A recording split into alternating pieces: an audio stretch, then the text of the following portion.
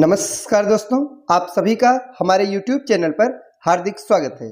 Bihar primary teacher का practice set चल रहा है और आज हम देखेंगे प्रैक्टिस सेट नंबर 33 को। यह जीएस यानी कि सामान्य अध्ययन का प्रैक्टिस सेट है, जिसके अंतर्गत आज हम इंडियन पॉलिटी से रिलेटेड प्रश्नों पर डिस्कस करेंगे। तो अब तक बिहार प्राइमरी टीचर के कुल 32 प्रैक्टिस सेट को अपलोड किया जा चुका है, जिसके अंतर्गत हमने पूरा इंडियन नेशनल मूवमेंट कंप्लीट करा दिया है। इसके साथ ही साथ साइंस के भी कुछ प्रैक्टिस सेट करा दिए गए हैं। तो अगर आपने अभी तक नहीं देखा है तो आप चैनल के प्लेलिस्ट पे जाके देख सकते हैं। चलिए शुरुआत करते हैं आज के इस प्रैक्टिस सेट का। और पहला प्रश्न है कि निम्नलिखित में से किस अधिनियम में कलकत्ता में सर्वोच्च न्यायालय की स्थापना का प्रावधान किया गया था। तो बताइए कि पहली बार जो कलकत्ता में सर्वोच्च न्यायालय का गठन किया गया था वो किस अधिनियम के अंतर्गत किया गया था। सही जवाब है option number A, regulating act 1773। तो जो 1773 का रेगुलेटिंग एक्ट है, इसी के तहत कलकत्ता में सर्वोच्च न्यायालय की स्थापना का प्रावधान किया गया था। और स्थापना कब की गई थी तो 1774 में। याद रखिएगा, जो कलकत्ता में सर्वोच्च न्यायालय की स्थापना की गई थी वो 1774 में इसकी स्थापना हुई थी। और किस एक्ट के तहत हुआ था तो रेगुलेटिंग एक्ट के तहत, जो कि 1773 में यह एक्ट आया था। और सर्वोच्च न्यायालय के मुख्य न्यायाधीश कौन थे तो एलिजा इम्फे। याद रखिएगा, कई बार परीक्षा में पूछा जाता है। तो एलिजा इम्फे इस सर्वोच्च न्यायालय के मुख्य न्यायाधीश थे। तो बताइए कि कलकत्ता में सर्वोच्च न्यायालय की स्थापना का प्रावधान किस एक्ट के तहत किया गया था तो रेगुलेटिंग एक्ट 1773 के तहत। और स्थापना कब हुई थी तो 1774 में। और मुख्य न्यायाधीश कौन थे तो एलिजा इम्फे मुख्य न्यायाधीश थे। नेक्स्ट है कि सर्वोच्च न्यायालय की स्थापना के संबंध में निम्नलिखित में से कौन सा कथन सही है। तो आइए देखते हैं इसमें से कौन सा कथन सही है, कौन सा गलत है। सर्वोच्च न्यायालय की स्थापना से संबंधित कथन है। पहला है कि कलकत्ता में सर्वोच्च न्यायालय की स्थापना 1773 के रेगुलेटिंग एक्ट के द्वारा की गई थी। बिल्कुल सही कथन है। अभी हमने पिछले प्रश्न में देखा कि जो कलकत्ता में सर्वोच्च न्यायालय की स्थापना की गई थी वो रेगुलेटिंग एक्ट के तहत किया गया था। दूसरा कथन है कि लेमेस्टर इस न्यायालय के प्रथम मुख्य न्यायाधीश थे। तो ये गलत होगा। इसके जो प्रथम मुख्य न्यायाधीश थे वे एलिजा इम्फे थे, न कि लेमेस्टर। तो दूसरा वाला गलत है, पहला वाला सही है। तो सही जवाब क्या होगा ऑप्शन नंबर ए, यानी कि केवल एक, जो पहला कथन है वही हमारा सही है। अगला प्रश्न है कि निम्नलिखित में से किससे या किनसे भारत में अंग्रेजी शिक्षा की नींव पड़ी। तो बताइए जो भारत में अंग्रेजी शिक्षा की नींव पड़ी थी वो किससे पड़ी थी। तो पहला है कि 1813 का चार्टर एक्ट।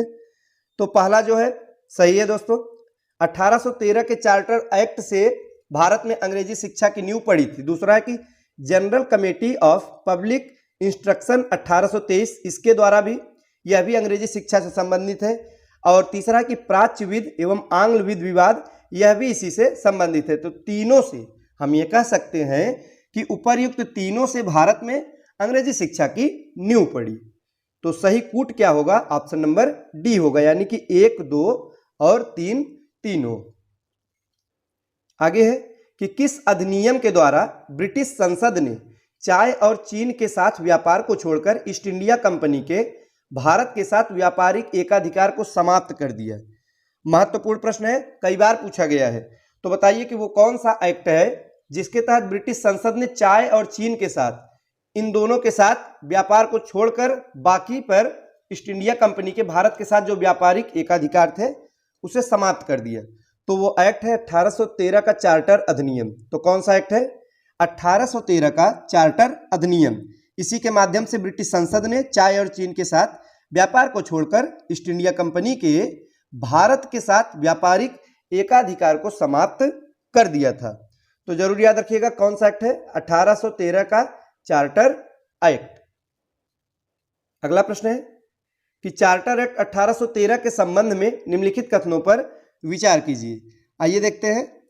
पहला कथन है कि इसने भारत में ईस्ट इंडिया कंपनी के व्यापारिक एकाधिकार को चाय का व्यापार तथा चीन के साथ व्यापार को छोड़कर समाप्त कर दिया। बिल्कुल सही है। और दूसरा है कि इसने कंपनी द्वारा अधिकार में लिए गए भारतीय राज्य क्षेत्रों पर ब्रिटिश राज यानी क्राउन की संप्रभुता को सुदृढ़ किया। यह भी हमारा कथन बिल्कुल सही है। तीसरा कि भारत का राजस्व अब ब्रिटिश संसद के नियंत्रण में आ गया था, यह सही नहीं है। तो कौन सा सही है, पहला और दूसरा, यानी कि विकल्प होगा ऑप्शन नंबर ए, सही जवाब होगा ऑप्शन नंबर ए, पहला और दूसरा ये दोनों कथन बिल्कुल सही कथन है। आगे है कि किस अधिनियम ने भारतवासियों को अपने देश के प्रशासन में कुछ हिस्सा लेना संभव बनाया। तो वो कौन सा अधिनियम था जिसके द्वारा अब भारतवासी भी अपने देश के प्रशासन में कुछ हिस्सेदारी ले सकते हैं। तो वो अधिनियम है चार्टर एक्ट 1833। तो 1833 का चार्टर अधिनियम, सही जवाब होगा ऑप्शन नंबर ए। आइए देखते हैं अगला प्रश्न। निम्नलिखित में से किस अधिनियम के अंतर्गत भारतीय विधान परिषद को बजट पर बहस करने की शक्ति प्राप्त हुई। तो बताइए किस अधिनियम के तहत यह शक्ति प्राप्त हुई। तो सही जवाब होगा ऑप्शन नंबर बी, यानी भारतीय परिषद अधिनियम 1892। भारतीय परिषद अधिनियम 1892 के तहत जो बजट है, बजट पर बहस करने की शक्ति दी गई थी, परंतु मतदान का अधिकार नहीं था। यह भी याद रखिएगा कि मतदान का अधिकार था तो नहीं था, कि सिर्फ बजट पर बहस करने की शक्ति दी गई थी। नेक्स्ट है कि ब्रिटिश भारत में सांप्रदायिक प्रतिनिधित्व की व्यवस्था निम्नलिखित में से किस अधिनियम द्वारा की गई थी। तो वो कौन सा अधिनियम था जिसके तहत ब्रिटिश भारत में सांप्रदायिक प्रतिनिधित्व की व्यवस्था की गई थी। तो सही जवाब होगा option number B, Morley Minto सुधार 1909। ये जो 1909 में मार्ले मिंटो सुधार अधिनियम आता है, इसी के तहत पहली बार भारत में सांप्रदायिक प्रतिनिधित्व की व्यवस्था की गई। और इसमें किया क्या गया था कि मुसलमानों के लिए पहली बार पृथक निर्वाचन मंडल का प्रावधान किया गया था। तो दोस्तों किसके लिए किया गया था, तो मुसलमानों के लिए किया गया था। याद रखिएगा, पूछा जाता है कि मुसलमानों के लिए पृथक निर्वाचक मंडल की जो व्यवस्था थी पहली बार किस अधिनियम के तहत, तो 1909 अधिनियम, जिसे मार्ले मिंटो सुधार भी कहा जाता है। अगला प्रश्न है कि भारत का संघीय न्यायालय निम्नलिखित में से किस वर्ष में स्थापित किया गया था। ये जो संघीय न्यायालय की स्थापना हुई थी वो 1937 में हुई थी। सही जवाब होगा ऑप्शन नंबर बी, 1937। और किस अधिनियम के अंतर्गत हुआ था, तो भारत शासन अधिनियम 1935 के तहत हुआ था। 1935 के तहत हुआ था और स्थापना हुई थी 1937 में। नेक्स्ट है कि केंद्र में द्वैध शासन किस अधिनियम के अंतर्गत स्थापित किया गया था। तो बताइए केंद्र में द्वैध शासन किस अधिनियम के अंतर्गत स्थापित किया गया था। तो 1935 भारत सरकार अधिनियम 1935 के तहत केंद्र में द्वैध शासन की स्थापना की गई थी। और यह पहले प्रांतों में द्वैध शासन था। तो इसके बारे में भी जानते रहिएगा कि प्रांतों में जो द्वैध शासन की स्थापना की गई थी वो 1919 के अधिनियम के तहत की गई थी। किसके तहत, 1919 के तहत प्रांतों में द्वैध शासन की स्थापना की गई थी, यानी प्रावधान था। इसे समाप्त किया गया 1935 भारत सरकार अधिनियम के द्वारा, और समाप्त करके इसे जो है केंद्र में द्वैध शासन लागू किया गया। आगे है कि निम्नलिखित में से किस अधिनियम ने केंद्र में द्वैध शासन प्रणाली को स्थापित किया। तो भारत सरकार अधिनियम 1935 के ही तहत केंद्र में द्वैध शासन प्रणाली स्थापित की गई थी। आइए देखते हैं अगला प्रश्न कि राष्ट्रपति की अध्यादेश निर्गत करने की शक्ति प्रेरित है। सही जवाब है ऑप्शन नंबर बी, भारत सरकार अधिनियम 1935। तो भारत सरकार अधिनियम 1935 इसी के तहत राष्ट्रपति की अध्यादेश निर्गत करने की शक्ति प्रेरित है।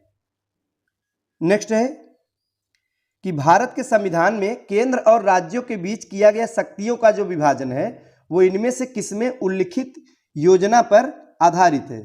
तो बताइए कि ये जो केंद्र तथा राज्यों के बीच में शक्तियों का विभाजन है वो किस योजना पर आधारित है। तो इस प्रश्न का सही जवाब है ऑप्शन नंबर सी, यानी कि भारत सरकार अधिनियम 1935। तो इसी की उल्लिखित योजना पर आधारित है केंद्र और राज्यों के मध्य शक्तियों का विभाजन। और 1935 जो भारत सरकार अधिनियम है इसी को आधार मानकर आगे संविधान की रचना की जाती है। यहां से अधिकांश बातें सीधे सीधे भारतीय संविधान में ली गई हैं। आगे है कि एक संघीय व्यवस्था और केंद्र में द्वैध शासन भारत में लागू किया गया था किस अधिनियम द्वारा। यानी कि पूछा जा रहा है कि संघीय व्यवस्था तथा केंद्र में द्वैध शासन ये दोनों भारत में किस अधिनियम के तहत लागू किया गया था। तो बताइए किस अधिनियम के तहत लागू किया गया था। तो 1935 के अधिनियम द्वारा। सही जवाब है ऑप्शन नंबर सी। इसी के द्वारा केंद्र में द्वैध शासन लागू किया गया। इसके साथ ही साथ संघीय व्यवस्था भी इसी अधिनियम के तहत की गई थी।